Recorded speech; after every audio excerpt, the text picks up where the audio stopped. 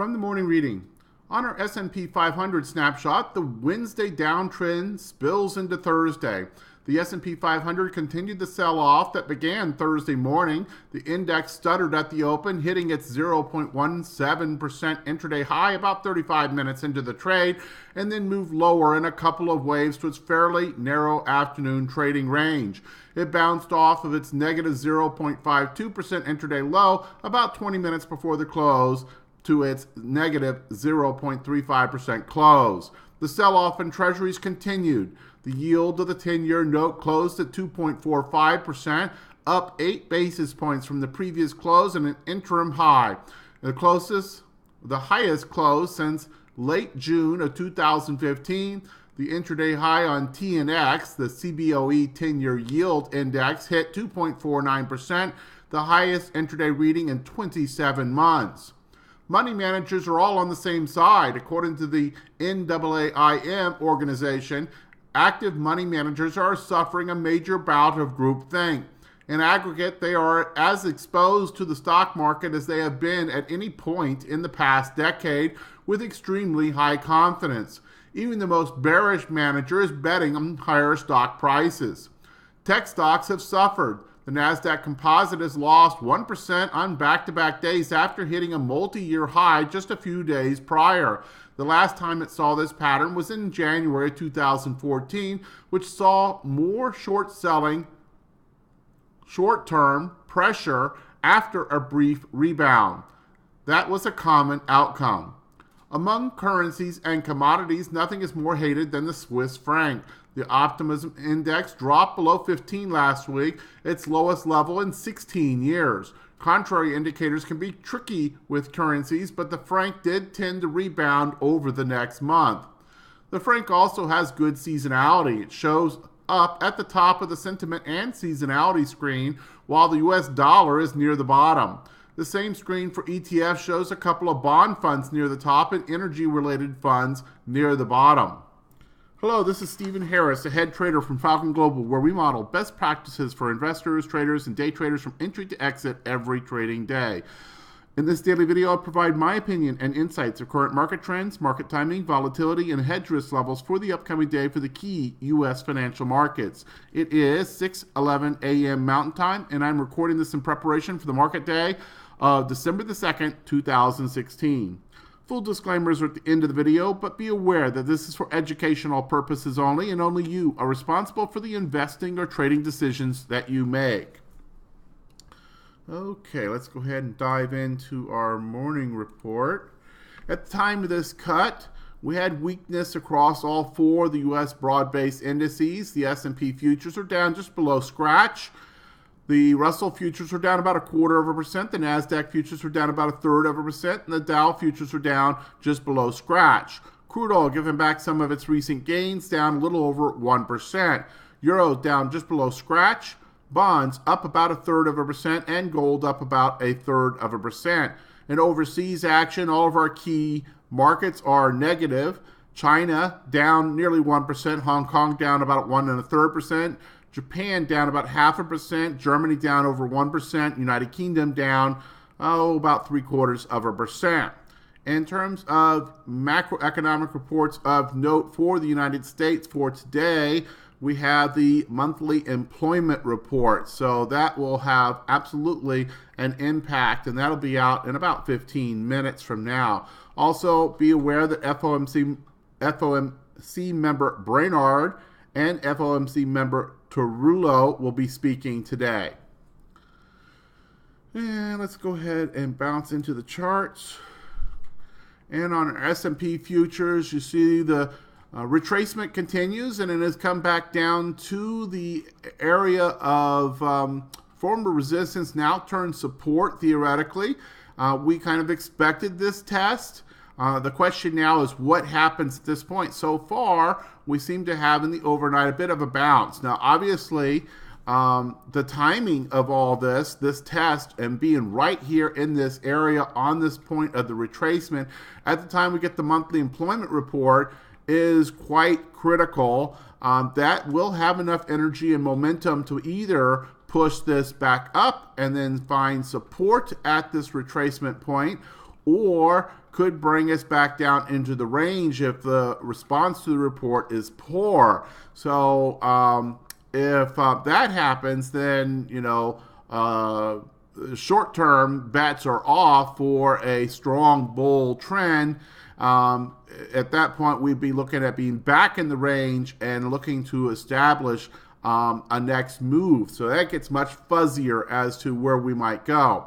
So we'll have to wait and see till after the report in a few minutes as just where that might push us. Also, even after the report is released, having all the cash market participants come in will be important. Now, you see in relative terms, the Dow has been much stronger. And while it also set a new high a couple days ago, it actually built on that yesterday. It did not experience the kind of weakness that we saw in some of the other markets. And last night's overnight action is certainly nothing of significance. Very, very, very small range for the Dow. And then in terms of the Nasdaq, though, totally separate direction, much more significant weakness in the last 2.5 sessions.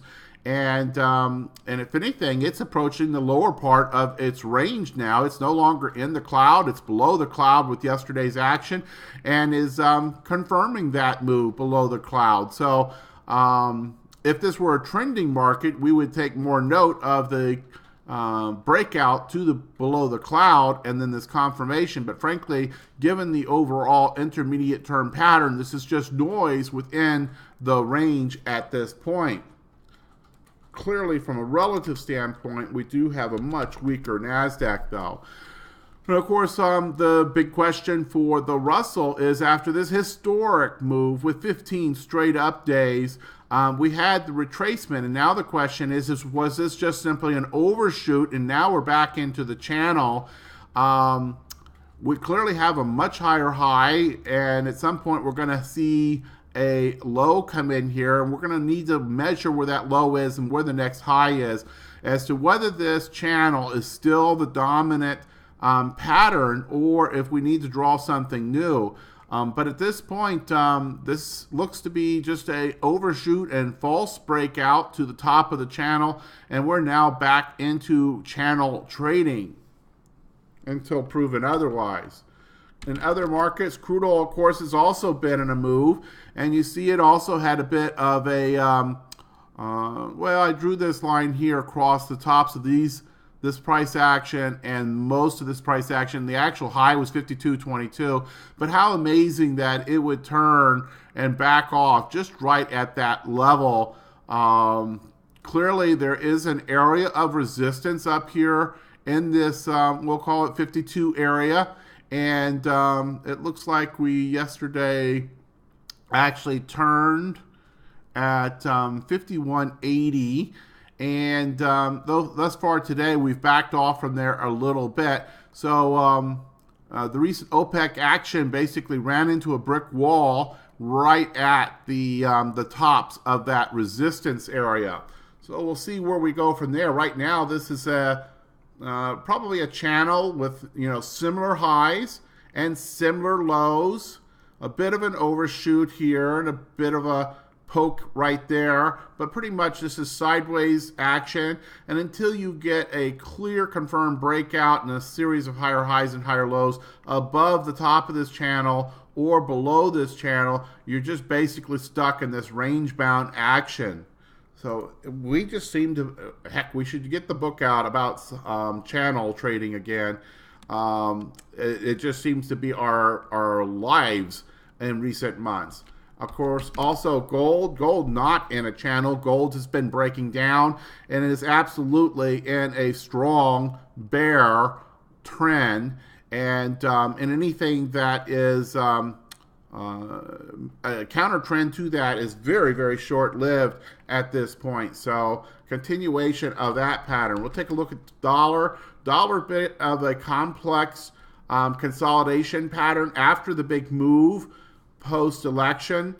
And we'll have to wait for that to resolve itself. Right now, the expectation is that it would resolve itself to the upside given the pattern and trend that went into the consolidation zone.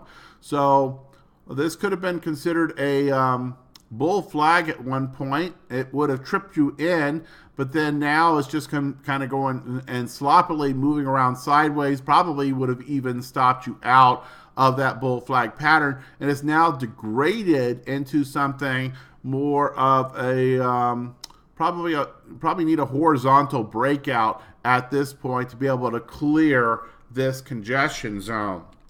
Okay, then let's take a look at bonds.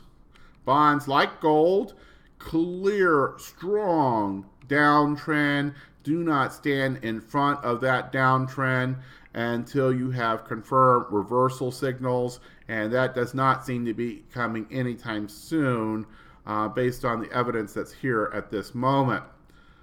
Let's see, we'll take a look at volatility. Volatility's ticked up. It's still anytime you are between the 12 and 15 area, I pretty much consider that just noise and within the context of a normal bull market. Now, obviously, we've started to see some signs of deterioration, some warning signs tick up. And if indeed this starts to pop through 15, and start to elevate, then we'll start to pay increasing attention to this. But right now, the fact that it's gone from, the 12 handle up to the 14 handle it isn't super exciting. It could become exciting, but it is not yet super exciting. Okay, in terms of the daily report, we do have some important changes here. We are still in the intermediate term phase opinion market phase 3 on the S&P, which is an expectation of flags, bull flags. But we've started to see some challenges to that develop, but we've not actually changed that opinion yet. In terms of the 3 market timing signals, the first one has had a change today. From IBD, we've gone to uptrend under pressure. So this is a warning sign that things could be deteriorating. Also, the GMI index, while the first signal is a 6 out of 6, there's an enormous divergence going on here right now. And the GMI2, the more sensitive one, is a 1 out of 8. So it still holds on to its buy signal that's been in place since 1110. But kind of a remarkable divergence here, and we'll have to wait and see if this also deteriorates. We also had deterioration in the third mechanical signal to our market timing consensus system. The stock charts decision point scoreboard saw one of the signals under the Nasdaq go to neutral. So while the overall consensus here is still bullish, you have to start recognizing that we've had some level of change. The rate of change here is still not dramatic, and certainly we're not seeing, market correction or anything like that. But we're starting to see some significant changes come into these market timing signals. So we kind of get our antenna kind of tickling a little bit, and we're not going to overreact to this at this point. Remember, retracements are normal. We have to have retracements. The market has to exhale. It can't just inhale the entire time. But at the same time, we're starting to kind of tickle some of our warning thresholds. Position sizing opinions. Actually, the first model would drop to 50%, so please change that in your head. The second model, it would still be at 75 to 100%. In terms of the intermediate term market posture, these are all still very severely strong bulls. Now, they've come down from their, impossible highs, within a point or two of their pegging their ceilings. And the Nasdaq particularly is dropped down to an 84. If it drops below an 80, that will go to weak bear. Now, all this is up against a weak bullish sentiment line, so normally retracements are not expected to be significant, but we're starting to see some test of that expectation. Overall hedge warning status still a 0+, normal with some elevated conditions. The number of elevated conditions has started to grow, and you could argue if we have a big bearish day today that we should go to level 1 over the weekend. So just understand we're kind of, if you want to put this as 0++, we're getting close to going back to level 1 on the hedge warning status. Until that happens, overall strategy opinions, nothing has changed here. You have permission from these strategy opinions to be able to initiate new positions. And indeed, when you have these bouts of weakness, that's great opportunities to do some put selling on key watch list charts. Just keep those position sizes and the scale you're willing to own in case things ever develop into something more.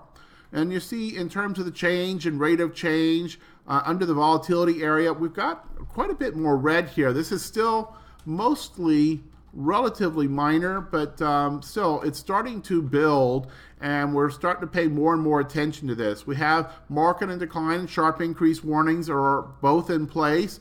Our volatility ratio warning fired 3 sessions ago and certainly predicted an escalation in volatility, though we're still, remember, within that 12 to 15 range of normal bull market. So we've seen an increase in volatility, a little spike, but it's from a very, very low level. So we don't get super excited about that. That's why I say while this stuff is red and it has created warning signals, it's in its context, it's certainly not the same thing as when we get a spike, that takes us to a 20 or something like that. Distribution day count continues to be high on the Nasdaq. We've got 9. VIX phase is starting to increase here, so we'll have to continue to watch and see if this starts to build. Skew continues to be in warning category, but a relatively low level of warning. Under the trend base area, we're still in strong bullish signals there. We have the bull flag bill. We have the severely strong bull. We have the New York Stock Exchange. Even yesterday, there were 442 on the new highs for the new stock exchange yesterday, New York Stock Exchange. So, that's a bullish signal, not a bearish signal. In terms of the key intermarket risk aversion indicators, all 5 are still risk on, though they've shown some signs of rolling over, but they've not actually crossed or anything yet. And indeed, in some of these, while they started to look like they're rolling over, they started to look like they might be separating again. So that's why we don't call these, negative and risk off just because they've started to retrace a little bit. Until they actually cross, that signal doesn't change, in the way we read this set of indicators. So in terms of sentiment, the market sentiment right now, 71, actually reduced a couple points yesterday. In terms of sector specific, you see financials continue, and we've had financials and industrials particularly, they continue to be the most consistent sectors in their production. And then on the flip side, we continue to see healthcare, utilities, real estate, consumer staples be amongst the most consistent for the risk off within those. Let me say that better. In terms of sector rotation, we're coming out of these sectors and moving more consistently into financials and industrials. And ever since the election, this has been true. And this pattern certainly was represented with yesterday's action.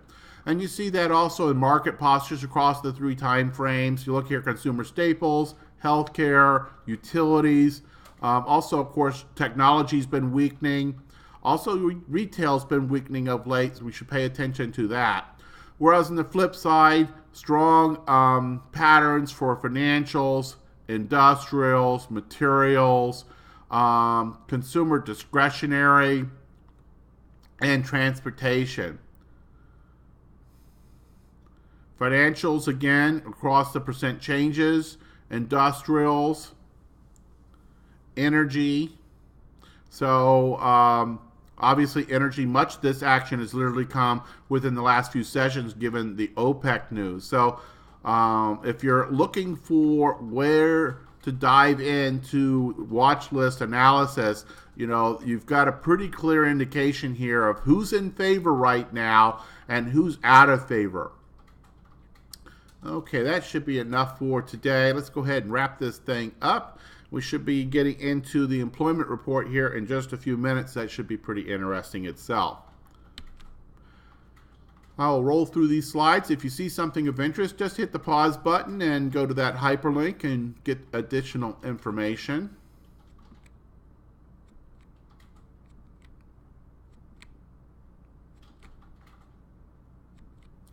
Disclaimers, as always, hit the pause button if you need more time to review the disclaimers. Also note the full set of disclosures can be found at the hyperlink here at the bottom.